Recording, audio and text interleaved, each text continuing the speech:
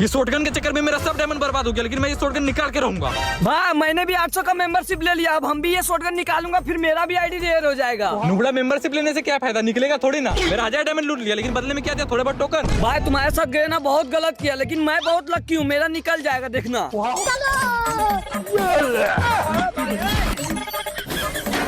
नुबड़ा तेरा सारा डायमंड लूट लेगा करे ना।